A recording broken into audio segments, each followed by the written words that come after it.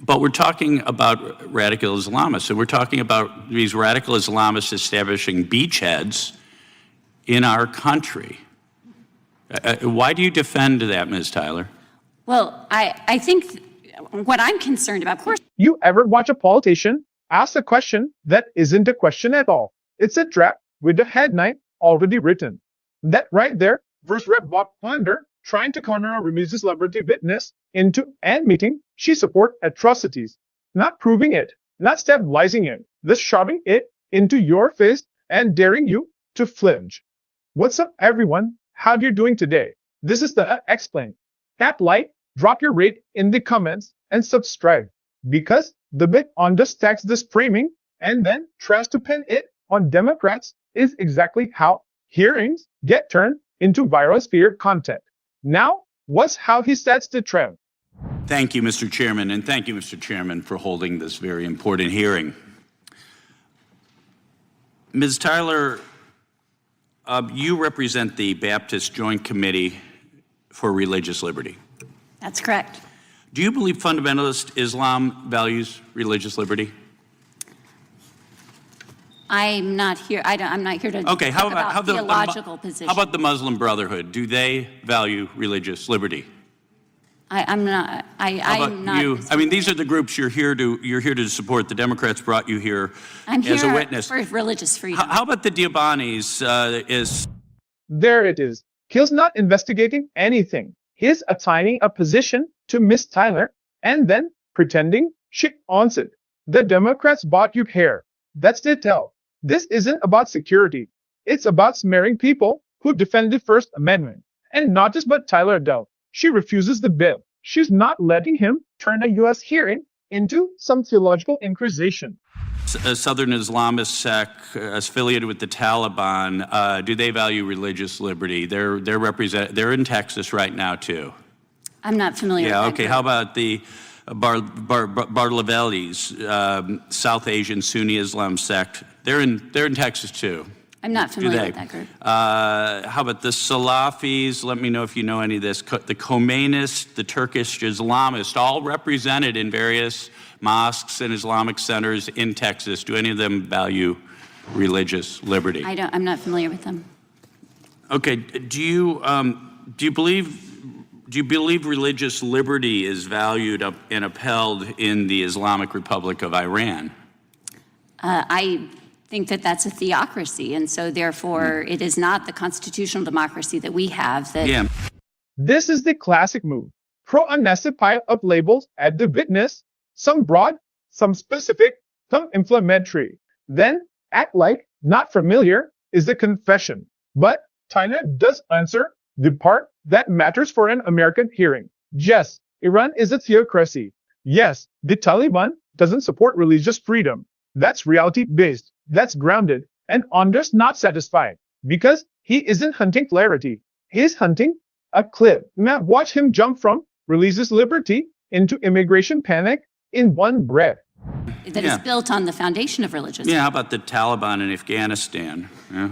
I think those are examples of Islamic states that don't support religious freedom. Okay. Why exactly would we want to import mass numbers of people committed to an ideology? And I'm not talking about Islam writ large, because many Muslims, I think most Muslims probably do would like to live in a modern secular or democratic republic.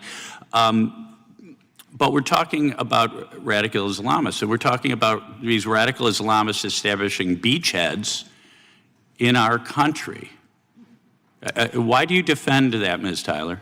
Well, I think what I'm concerned about, of course, we have criminal laws and anti-terrorism laws that Okay, that's good. Wait, okay, right. Yeah. Should we enforce our criminal laws, our anti-terrorism? Okay, so we should not tolerate. Listen to what just happened. He builds our whole storyline, import mass numbers, radical Islamists, beachheads, and then he turns around and says, why do you defend it? Tana didn't defend it. She didn't endorse it. She is there for religious freedom, meaning the Constitution. Onder is doing that nasty rhetorical nodding where he hands you his conclusion and calls it a question. And then As soon as she starts giving the actual adult answer, criminal laws, anti-terror laws, he cuts her off because the boring fruit rules the performance. Now, here comes the emotional weapon. He starts listing horrors you already know are illegal to make it sound like she's protecting them. Sexual enslavement in the United States of America, right? I think our criminal laws protect against that. Good. How about honor killings for a young woman who dishonors her family in some way? That should be against the law in the United States of America. As we discussed earlier, murder is illegal no matter the justification. Stoning for adultery, right?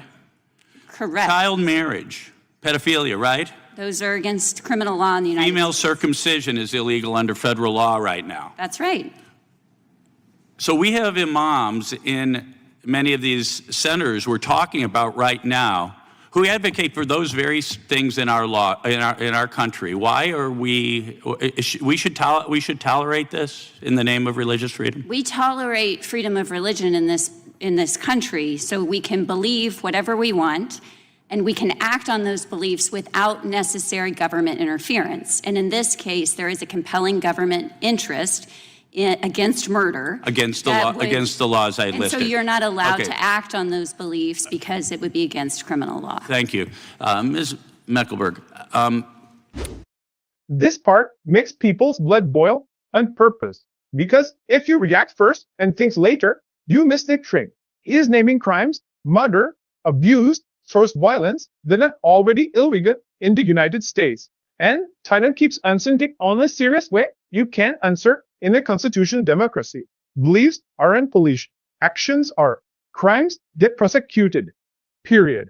That's not defending anything. That's literally how the rule of law bursts. And then Onder goes one step further. He throws in a claim about imams and demands to know why they should tolerate it. Watch. I believe that tolerating these beachheads of radical Islam in our country is literally civilizational suicide. And I think we've seen Islamist terrorist attacks in this country already. And we're seeing in many cases a lack of assimilation, not by generally people who immigrate on their own, work as a computer engineer or in agriculture, what have you, but rather when they. That answer from Tyler is the Constitution in plain English. You don't get a religious exception to commit crimes. Never have, never will. But Onder's framing is darker than it sounds, because once you accept his premise, once you let religious freedom get rebranded as tolerating atrocities, you basically win politicians for mission to pick a religion, treat it as inherently criminal, and then call that patriotism. That is not pro-America. That's anti-First Amendment dressed up in a flag. And now he goes full apocalyptic. It drops the line that tends to, this was always a panic pits. They join these very closed groups that are committed to imposing Sharia law. Tolerating that seems to be utter insanity. And especially if we see what's going on in Europe right now, if we look at what's going on in Germany and in London and in France. Tell me where I'm wrong.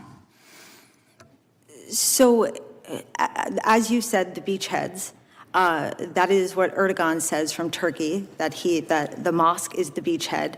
When you hear CARE speak about the mosque, they speak about that being their infrastructure, where all things are launched out of. They are having these closed societies. The goal is, and that's why you'll see with most mosque expansion projects happening in Texas, they are expanding and they are making these enclaves where all things emanate from that mosque. And if you see, and you look in Germany, as you were just talking about, Erdogan had sent hundreds of imams to head up the mosques that were from the Turkish government, that a lot of them were then found out to be spies. And we're seeing in this country, whether it's Saudi Arabia, whether it's Iran, they're all sending their proxies here. And then they're coming and they're having the closed societies, and they are the beachheads, as you said. Thank you. I yield back, Mr. Chairman. That's their bill. When Tyler keeps it constitutional, crime is crime, religious freedom isn't a look for, Ponda doesn't engage with that. He jumps straight to civilization suicide. And then he turns to his friend to witness to echo the scariest version of this story. So, here's the real question. Wonder never answer. If your argument is that America can't handle the First Amendment without collapsing, what exactly are you saying about America? And what happens when that kind of panic politics decides which people count as real Americans? If you want more breakdown of how these hearings get edited into fear bit, you're on Saha Explained. Click like, subscribe, and tell me in the comments, did you catch the moment? Onder stop asking questions and start assigning guilt.